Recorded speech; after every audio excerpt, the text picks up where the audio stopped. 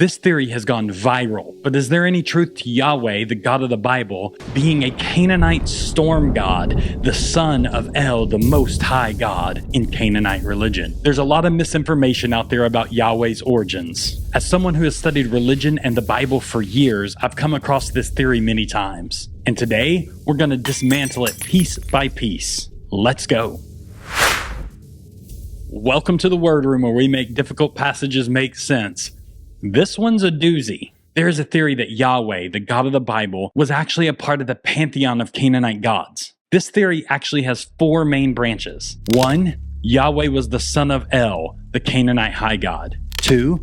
Yahweh was El, the Canaanite high god. And some people think that he started off as the son of El and then over time merged into monotheism with the Israelites and became synonymous with El. Number 3, Yahweh is actually the same God as Baal, or Bel, who is generally described as a son of El. And number 4, Yahweh once had a wife named Asherah. This video is actually going to deal with the first claim, that Yahweh was the son of El. I will be releasing another video that deals with the other claims. So click the subscribe button and make sure you don't miss it. Now, before we get into this claim that Yahweh was the son of El, we need to discuss some other issues and establish a framework that leads to this idea.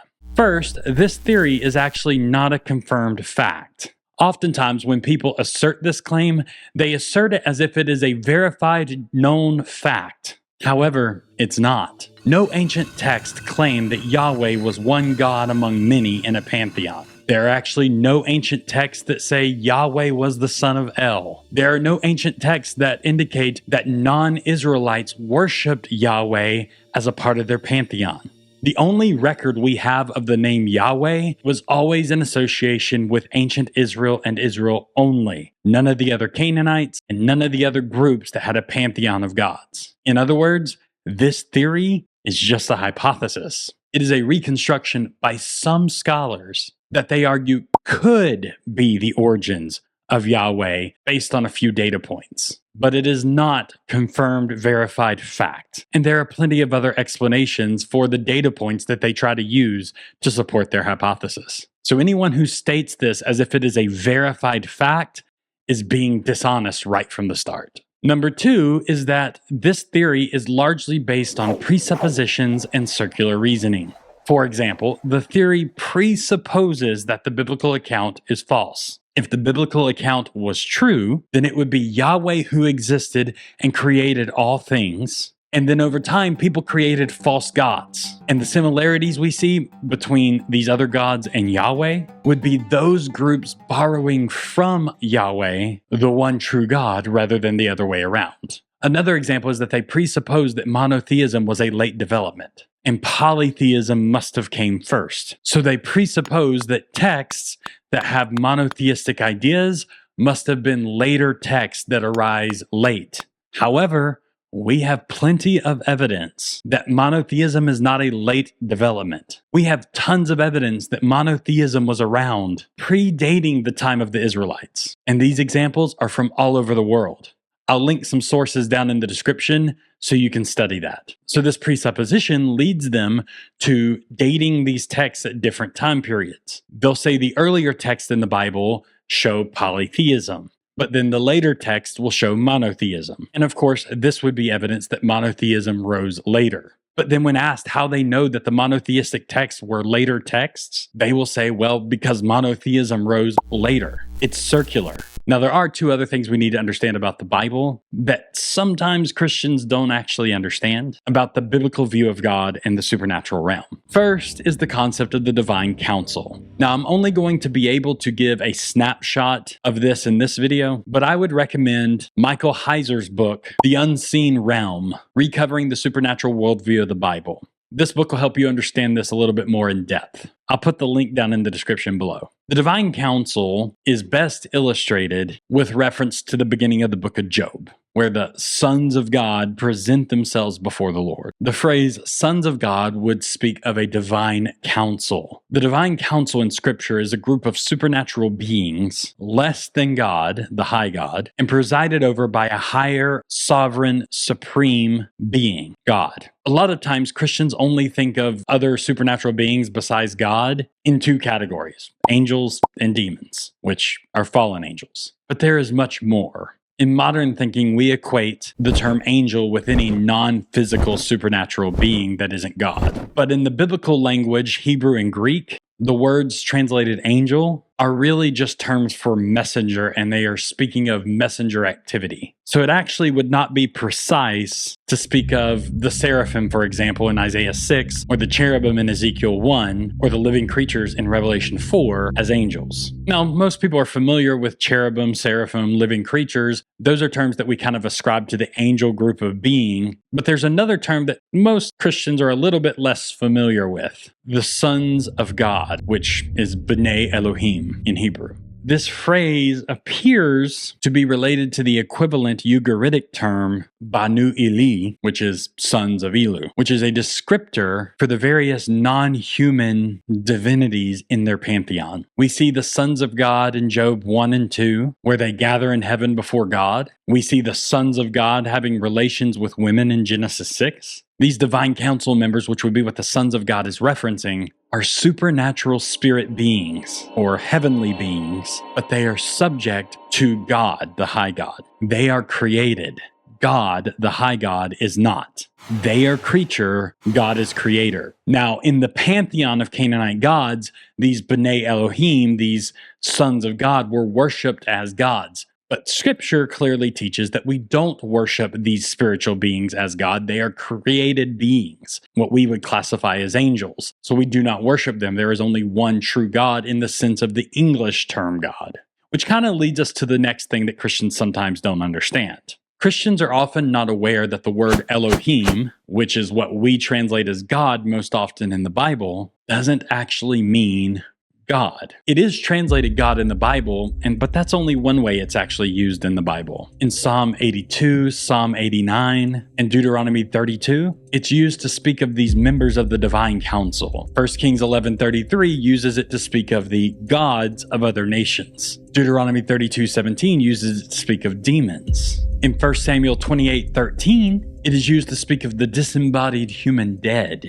It is a general term in biblical thinking to speak of beings in the supernatural realm, any non-physical supernatural entity. So the biblical authors did believe in multiple Elohim, which some claim to mean that they believed in multiple gods, polytheism. But the way they use the word Elohim is different than the way we use the word God. The biblical authors clearly teach that there is only one God, creator God, supreme, sovereign, etc., all these attributes of God, how we think of God in our culture. And that one God is the only God to be worshipped, which is what we speak of when we say monotheism and God.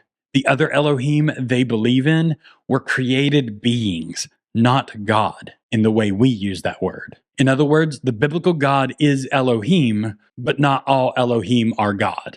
Now, with that preliminary foundation in your mind, we can start digging into this claim that Yahweh is one of the Elohim, the son of El. This theory actually arose based on the discovery of a very early Ugaritic collection of clay cuneiform tablets. Cuneiform tablets are an ancient writing system that made use of various combinations of wedge impressions made in wet clay tablets. These tablets were discovered by accident in 1928. Ugarit was an ancient port city in northern Syria, which bordered the land of Israel. The tablets documented a language and a culture that flourished north of Israel. Many of the cuneiform texts were records of just mundane things like economics and other facets of daily life. But a few of them provide a lot of information about the religious practices of the ancient city of Ugarit, including the deities they worshipped and the temple rituals they carried out in that kingdom. These tablets speak of a chief god named El. He was the supreme God and the father of all mankind and all creatures. These tablets also speak of sons of El, which were the many gods of the pantheon, including Baal, Yam, and Mot, which are gods that carried similar attributes to the Greek gods Zeus, Poseidon, and Hades. There were many other gods as well. These gods were all a part of the Ugaritic Canaanite pantheon, and were all worshipped in various ways, with El being the supreme god. With this background in mind, where does the idea that Yahweh was one of the sons of El come from? Yahweh is not listed in any of the Ugaritic texts, so the texts don't actually say that Yahweh was listed amongst their pantheon. There is no text anywhere else in the ancient world that says El had a son named Yahweh. So where did the theory come from? Well, the idea is actually drawn from the Bible, fallaciously, but from the Bible. Let's look at the verse. Deuteronomy 32, 8-9. When the Most High divided to the nations their inheritance, when he separated the sons of Adam, he set the bounds of the people according to the number of the children of Israel. For the Lord's portion is his people, Jacob is the lot of his inheritance. Now that is out of the King James Version, but let's read that same verse in the ESV version. When the Most High gave to the nations their inheritance, when he divided mankind, he fixed the borders of the people according to the number of the sons of God. But the Lord's portion is his people, Jacob his allotted heritage. Why does the King James Version say according to the number of the children of Israel, but the ESV say according to the number of the sons of God? The Masoretic text, which is the manuscripts that most English translations are based on, says the sons of Israel. However, when the Dead Sea Scrolls were discovered, which contained older manuscripts, the phrase was sons of God, not sons of Israel. These older manuscripts saying sons of God actually confirms something that was in the Septuagint. The Septuagint, which was a Greek translation of the Old Testament written before the time of Jesus, actually said angels of God. So it is likely that the correct reading here was sons of God, and that later scribes, when copying manuscripts, changed it from sons of El to sons of Yisrael, Israel. Now, based on this, let's look at the verse again. When the Most High, Hebrew, Elyon, gave to the nations their inheritance, he divided mankind. He fixed the borders of the peoples according to the number of the sons of El. But Yahweh's portion is his people, Jacob, his allotted heritage. Based on this verse, it is claimed the Most High God, El, gave out the nations as inheritances to his sons, and Yahweh received Israel as his inheritance. Based on that understanding, it would appear that Yahweh was one of the sons of El, and he received an inheritance from El. This is it. This is where the entire idea comes from. They will gather in some other minor details that they will add to make it fit. But this right here, it's the whole kit and caboodle. Without this verse, this theory falls apart. So is that what the text actually says? Well, the first thing to point out is that the text does not say El gave the nations as an inheritance. It says Elyon did. Elyon meaning Most High.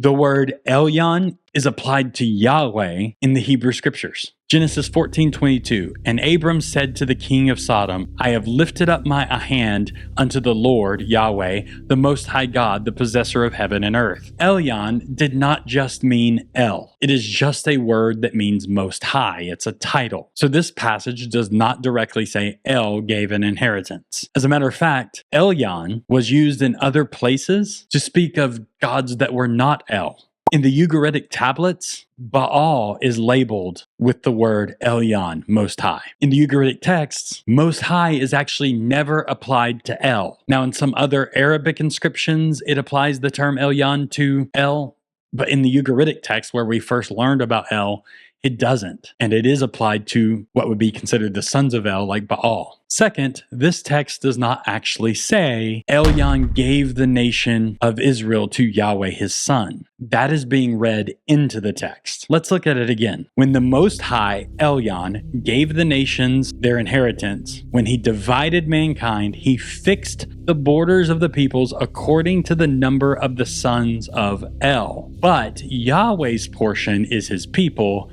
Jacob his allotted heritage. Now listen to biblical scholar Otto Eisfeld. The author of the song, It Is True, when speaking of Yahweh's relationship to his people, avoids, probably intentionally, the application of the hitherto used active verbal form.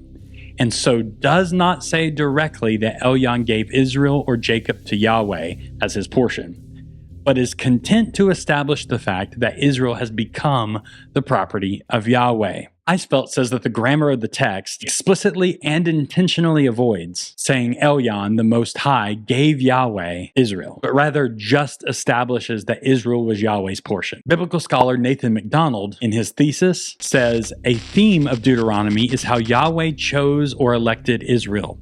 Deuteronomy 4:19 through 37, 7:6 through 7, 10:15, 14:2, 29, 25 through 26. This would fit more with the interpretation that the Most High gave other nations to lesser Elohim, but then elected Israel for himself instead of being given Israel. This fits with other passages in Deuteronomy. Deuteronomy 4:19 through 20 is actually a parallel passage to Deuteronomy 32. Unless thou lift up thine eyes unto heaven, and when thou seest the sun and the moon and the stars, even all the host of heaven, shouldest be driven to worship them and serve them, which Yahweh your God hath divided unto all nations under the whole heaven.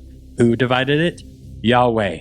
But Yahweh hath taken you and brought you forth out of the iron furnace, even out of Egypt, to be unto him a people of inheritance, as you are this day. This clearly indicates Yahweh divided the nations, but kept Israel for himself. Mark Smith is one of the most well-known scholars who supports this theory that Yahweh was originally the son of El, and monotheism kind of evolved later in Israel. However, even Mark Smith himself, who promotes this theory of Yahweh being the son of El, says this about the Deuteronomy 32 passage. Despite possible appearances to the contrary, the composer did not intend any picture of polytheism with his rendering of verses 8 through 9.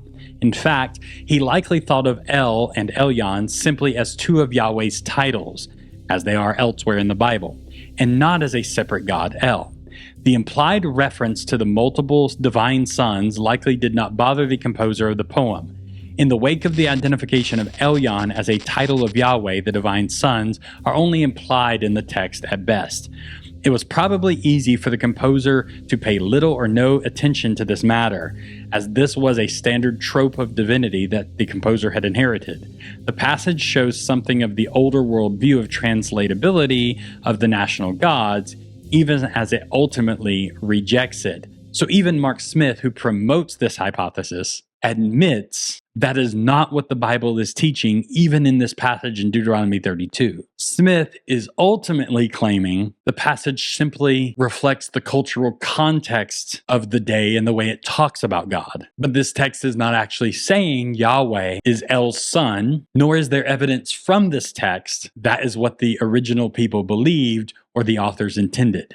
Outside of this text, there is nothing that indicates Yahweh is the son of El. There are no findings that clearly depict Yahweh as subordinate to El. The only other text that people use to try to support their reading of Deuteronomy 32 is found in Psalm 82, a psalm of Asaph. God standeth in the congregation of the mighty. He judgeth among the gods. How long will ye judge unjustly and accept the persons of the wicked? Selah. Defend the poor and fatherless. Do justice to the afflicted and needy. Deliver the poor and needy. Rid them out of the hand of the wicked. They know not, neither will they understand. They walk on in darkness. All the foundations of the earth are out of course. I have said, ye are gods, and all of you are children of the Most High. But ye shall die like men and fall like one of the princes. Arise, O God, judge the earth, for thou shalt inherit all nations. Verse 1 says that Elohim stands in the congregation of the mighty. He judges among the Elohim. Now, this verse sounds strange initially to some Christians, but if you remember what I pointed out at the beginning of the video, Elohim just means spiritual beings, or being in the spirit realm. And the congregation of the mighty here is the divine council that I mentioned. Now, those who hold to the Yahweh, son of El hypothesis say a few things about this passage. They argue that the congregation of the mighty is the council of El. The word mighty is the Hebrew word El. So Elohim stands in the council of El. In the midst of the Elohim, he holds judgment. This text is saying Elohim in the singular, speaking of a specific Elohim, is judging the other Elohim, other spiritual beings, for their failures and for showing partiality to the wicked. It mentions in verse 6 that the Elohim are sons of the Most High. Now notice, this text does not actually use the word Yahweh. It doesn't say Yahweh. It doesn't say that Yahweh is amongst these lesser Elohim, a part of the sons of the Most High.